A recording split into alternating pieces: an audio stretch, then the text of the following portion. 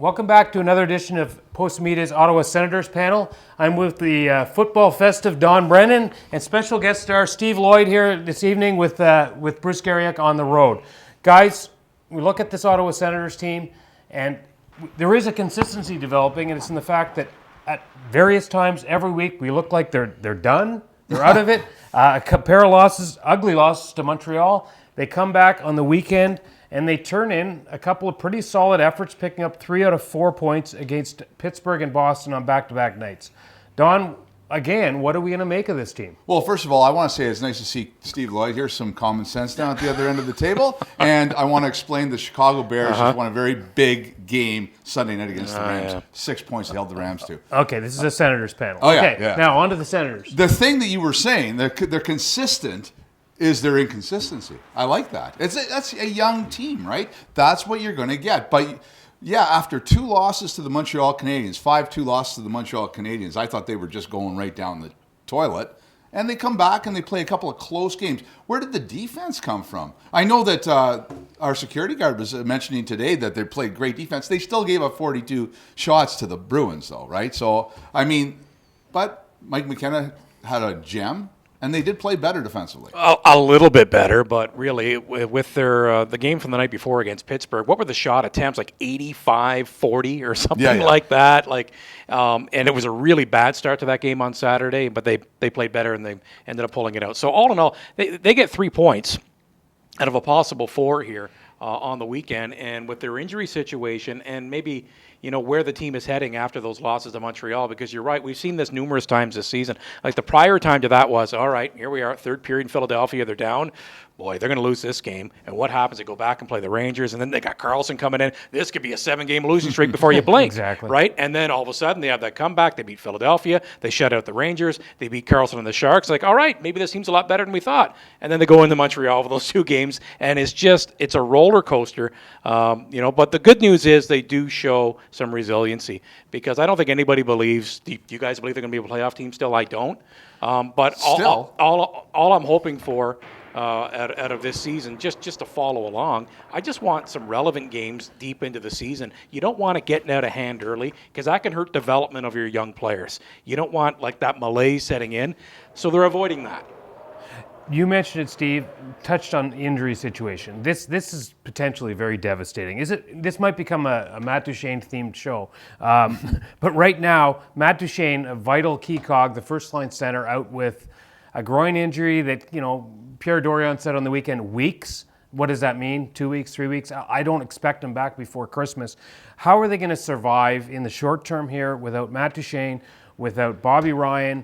Dylan DeMello is not on the road trip. They've got Peter, Paul, and Mary, it's Nick Paul and Paul Carey being called up. They got everybody in the Justin Falk, Eric Bergdorfer, Stephen Elliott on this road trip. How are they going to survive in the short term? Well, I think it's very interesting that right now Colin White is their number 1 center. And going into the season, we didn't know if Colin White was the number 2 right winger, exactly, 4th line. Was he even a center? Or was he going to make the team? No, we expected that he was going to make the team. And he is playing very well. I really like Colin White's game. And that is the bonus of having to do without Matt Duchene. I think that I made a really good point in a column that I wrote this week. That of course you did. No, I did. Because without Matt Duchene, and we don't know when he's coming back, but if he's back in 3 weeks or 4 weeks or 5 weeks, by that time this team is going to be out of the playoff conversation, I believe. Now they're still in the playoff conversation, and it'll be easier to trade Matt Duchene once you're out of the playoff conversation. Can you imagine if they get right to February 25th and they're 2 points out of the last wildcard spot and the Senators realize, we can't sign these guys. We don't have what it takes to sign these guys. We have to trade them. The city would go crazy. Okay, so let's continue on the contract talk here, because you've got Duchene becoming an unrestricted free agent unless he signs, Mark Stone in exactly the same situation, Ryan Dzingel. These are 3 of their most important offensive threats. What is going to happen here? What are the options facing Pierre Dorion? Well, the options are either sign these guys or you have to trade them. You cannot just walk through the trade deadline and have these 3 unrestricted free agents and they walk out the door for nothing. You can't. We know that can't happen with this team. And to your point, I don't think it gets to the point where you're close to the trade deadline where you got to make that tough call. Maybe we're hanging around a little bit if you're Pierre Dorian. We're still kind of in this. Let's hang on to these guys. I don't think it reaches that point. I think you are signing these guys or trading them much earlier than that. My personal belief, I think Duchesne and Stone sign, and I think Ryan Dzingel gets traded. Do you think that Duchesne, Stone, and Dzingel in any way are linked? If Duchesne signs, for instance, because we know that he's been Pierre Dorian has been talking to Duchesne's agent. If he signs, does that in any way entice maybe Stone to kick in because he's looking for some kind of future, some stability down the road? And if he sees that Duchesne's here, does he look at the picture and say, "Oh, okay, you're signing a key cog. Yes, I want to stay." Is that a factor? Theoretically, that could work that way. I don't believe it will, but I like where you're going, Kenny. That's very positive, and that's personally, I don't think any of them sign. I don't think any of them are around. I think they're all gone. They're all traded. And simply put, now, you could say that, oh yeah, you throw the guy the captaincy, that might convince him to stay. I don't really think that, at one point I did. I thought that might be a factor. But I think if you have a choice, you're going to make your money anywhere you go. You want to play on a winning team, but a stable team. Something that's up front, up in the front office.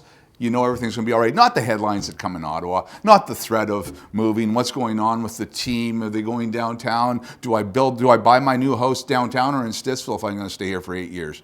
What do I, like, there's so many question marks. And there's just, it's all with the ownership, if you ask me. I did talk to an agent this week who told me exactly that the number one fundamental thing that players in this situation look for is stability. And at this point in time, we all know that the stability, it's not just about the team, it's the Breton Flats, it's the uncertainty. That is a huge factor in what players decide to do. I just think that you said it 8 years, Ottawa's the only team that can do that. And that goes without saying. They have to lead with their offer for Duchesne and Stone. It's like, it's 8 years, we understand that. That's what's happening with this negotiation.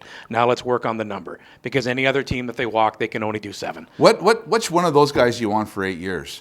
Well, who do you want for 8 years in this league? Well, but that's the price of doing business, and that's the price of selling. That's a bigger conversation. Yeah, but that's right. If you want to play in this league as a GM and an owner, that's what you do. Maybe a new CBA it gets reduced to 5 or 6, but at this point in time, if you want to keep your best players, you've got to sign them to 8-year deals or 7 if it's an outsider coming in. You have, and GMs have to worry about that in the back end. I think most of these deals, when you get guys in their mid to late 20s, right, and they're not coming off the entry level, where you get like Draisaitl, McDavid with the rest of their 20s, right, sure, coming off like that, and what Matthews and Marner will likely get in these guys.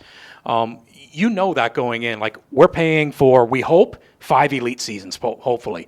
And we'll deal with the back end when we deal with the back end. And you're starting to see some other teams, and this is something that Ottawa can't do right now, front load the money. Right. Get the money into the contract really early. So that way, that helps out the players. It's very happy. Important, folks. The player's happy getting your money up front, most of it anyway. But at the back end, it makes it more tradable at the back end of the contract, because there's going to be teams like Ottawa in the league, and cash matters more than cap. And at the back, you're getting a player, and a lot of the cash is already out of the contract. Bodker's doing that right now. The Brassard trade was the same thing, where the cap hit was more than the cash was. And it may be a way for Ottawa, actually, if you get to this low end, if you do the high end, it may be a way of getting a little bit on that salary cap, right? Because you've got to get, if they're on the floor, they can't get there. You know what, guys, we're running out of time a little bit here, but I think you mentioned it earlier about Mike McKenna. This performance, every week on this show, another consistent thing we've talked about is how are they going to replace Craig Anderson? How are they going to have somebody in there? There's goalies available and waivers and trades, but maybe with the way Mike McKenna's played in his last 2 games, 2 wins, or a win and an overtime loss, where we were sitting there in overtime, he makes the double stack pad, had the fans in a frenzy. Road hockey. Yeah, that's right. Can Mike McKenna buy some time here for either the kids to develop or for Condon to get over his injury and struggles? He won the game in Philadelphia. That was his win. But last night, and he we're was talking better last night. He was so much better. Yeah, I have never seen Mike Condon play as well as Mike McKenna played last night. So I don't know what's going on with Mike Condon, but if you have to continue on with Mike McKenna, good. Mike McKenna, I think he's gaining a little bit of confidence, although I had a long talk to him about confidence the other day, and he is a very confident guy, 35 years old and never made his last crack at it. been a full-time NHLer. But he's a guy that you want to cheer for, too, by the way. He's so comfortable in his own skin as a pro. It's like he's confident in his own abilities. He wants to be there for his teammates. I'm just going to have fun with this. I'm going to prepare best I can. Hopefully it works out. And it's not just McKenna. Holgberg's playing well. Gustafson's playing well. Condon was back skating. I don't think there's any fire now to go out and get another goalie. Now. Selfishly, from our point of view, a guy who talks that well makes our lives a lot easier when a guy is that upfront and outspoken about anything and everything. That just about wraps up our panel here. And I'd like to appreciate, thanks once again, Steve Lloyd, for coming in. Yes, thank you very much. And we'll see you next time. Thanks very much.